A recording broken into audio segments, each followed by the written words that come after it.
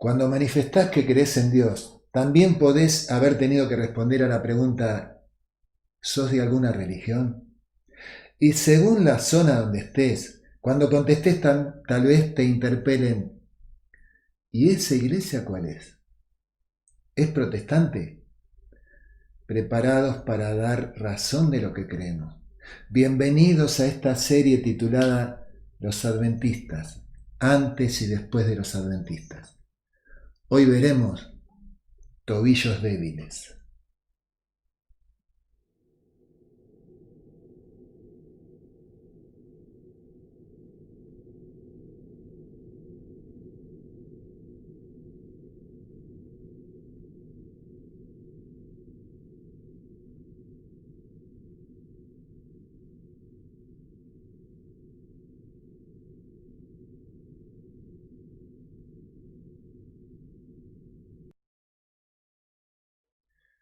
Terminado el capítulo anterior, recordamos que hace un poco más de 1500 años llegaba a su fin el poderoso imperio romano de Occidente, época que coincide con la parte inferior de las piernas de hierro de la estatua que el rey Nabucodonosor vio en un sueño. Para ilustrar mejor, yo diría que coincide con la parte de los tobillos. Pero el ambiente propicio para que surja el último movimiento encargado de sostener en alto la lámpara celestial comenzó a gestarse antes de la caída, un poco por debajo de las rodillas. Pasaron los siglos y Roma había llegado más allá de Judea, hasta el extremo de lo que se conoce como el Imperio Romano de Oriente, por lo que las costumbres, en este caso valga la redundancia, orientales, se fueron infiltrando en el occidente del imperio. Los lujos y el bienestar importados desde las regiones asiáticas apagaban el deseo de los jóvenes de pertenecer al ejército para conquistar el mundo, porque para eso era necesario pasar largos periodos de sacrificio, pero a la vez se fue infiltrando el cristianismo. Y las enseñanzas enarboladas por el humilde maestro de Galilea habían llegado ya al corazón del imperio y alejaban a los romanos del ímpetu conquistador a base de crueldad y matanzas. Los principios de igualdad de todos los hombres ante Dios y la posibilidad de los esclavos de Roma de pertenecer a una organización religiosa junto a hombres libres daban de lleno contra la idiosincrasia romana basada en la desigualdad y la esclavitud. Por el año 64 después de Cristo, durante el mandato de Nerón, gran parte de Roma se incendió y se acusó a los cristianos que se expandían en cantidad mientras proliferaban los circos. El icónico es el Coliseo. Muchas veces escenarios de sangrientos juegos entre seguidores de Dios y fieras salvajes. Era la época de los gladiadores. Pero ese movimiento, el cristianismo, ganaba cada vez más adeptos en las ciudades. El culto politeísta a los antiguos dioses se siguió celebrando bastante más tiempo, pero no tanto por los habitantes urbanos, sino por los campesinos, las personas que vivían en el pagu, que significa campo, de donde viene la palabra pagano. De allí tenemos el término coloquial criollo pago. Entonces, sin la fuerza arrolladora de la primera etapa, la cohesión del último tiempo del imperio fue lograda mediante dos elementos. El idioma oficial, el latín, de donde provienen las lenguas romance como el francés, el portugués, el rumano, el italiano, el francés y nuestro idioma, el castellano por un lado, y por el otro la religión. ¿Cuál religión? Si el cristianismo era un movimiento perseguido por las autoridades porque temían ser desplazadas del poder y porque por cada adepto que el cristianismo ganaba era un soldado que el ejército perdía, pensamos que la religión que usarían para mantener al imperio unido sería el culto a Júpiter y los demás dioses. Pero no fue así.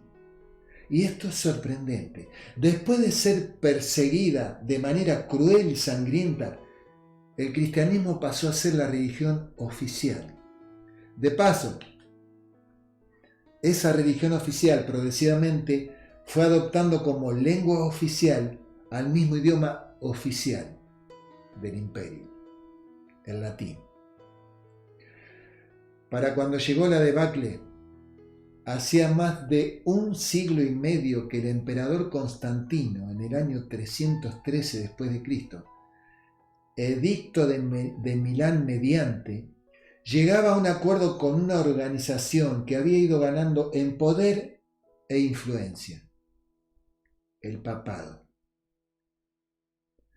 En un resumen muy coloquial, decimos que el tratado tácito establecido entre Constantino y Licinio, el emperador romano de Oriente, acordaba cesar las persecuciones contra los cristianos, que solo 10 años antes el emperador Diocleciano había emprendido con más severidad. Luego el concilio de Nicea, bajo el mando del Papa Silvestre I, confirmaría la alianza entre Roma y la Iglesia. Para el año 391, el emperador Teodosio no solo estableció el cristianismo como la religión oficial, sino que prohibió los cultos a Júpiter, Neptuno, Minerva, Diana, Venus, Marte, Mercurio y todos los demás. El dato no menor es que con la crisis ya desatada y el fin del esplendor muy cercano, las únicas instituciones que sobrevivieron sólidamente fueron la Iglesia y el papado. Pero ¿qué fue de los ciudadanos romanos? Desde unos pocos siglos después de la caída del Imperio Romano de Occidente y hasta el día de hoy, solo se considera romano al habitante de Roma y sus alrededores. Después de las invasiones, la gran masa de romanos provinciales, como era Pablo, por ejemplo, judeo-romano, o los ítalo-romanos, o los greco-romanos, los hispano-romanos, etc., terminó mezclándose con sus vencedores germánicos, lo que daría origen a las modernas organizaciones de Europa Occidental. Los pies de hierro y barro cocido mezclado habían comenzado a formarse. La ciudad de Roma y sus habitantes, bajo la protección de la Iglesia y el papado, sobrevivieron y jugaron un papel muy importante en la Edad Media y en los inicios de la Edad Moderna, especialmente durante el período conocido como el Renacimiento. Y aunque ya no como la capital política del imperio, Roma siguió siendo el centro religioso y cultural del mundo cristiano occidental. Y aquí empezamos a encontrar respuestas a una de las preguntas que surge naturalmente sobre este tema que nos ocupa. ¿Por qué a veces parece tan difícil que la gente acepte identificar el concepto de Dios con otra religión que no sea la oficial, la Iglesia Católica? O la pregunta del principio: ¿por qué es necesario explicar cómo es y por qué existe la religión a la que pertenecemos? ¿Cuál podría ser una de las razones por la cual no es popular? Recordemos que aproximadamente la época de lo que se considera el término de la Edad Media coincidió con el fin de otra parte del Imperio Romano, el de Oriente, casi 40 años antes que acaeciera el evento conocido como descubrimiento de América. A continuación, los reinos que formaban lo que ahora son los estados de España, Portugal, el Reino Unido y Francia, impregnados mayormente de cristianismo católico desde hacía varios siglos, cruzaron el Atlántico para imponer su presencia en América. Luego de eso la tradición hizo el resto. Por eso, ahora, en esta parte del mundo occidental y colonizada por europeos católicos durante esos siglos, la religión más conocida es la que impulsó esa iglesia. Pero eso también es parte de esta historia que verás cuando sigas recorriendo conmigo la sorprendente y apasionante manera en la que Dios, de acuerdo a su rol de dirigente maestro y de gran diseñador universal, sostuvo al objeto de su mayor dedicación, su pueblo, identificado con una iglesia. Hasta entonces.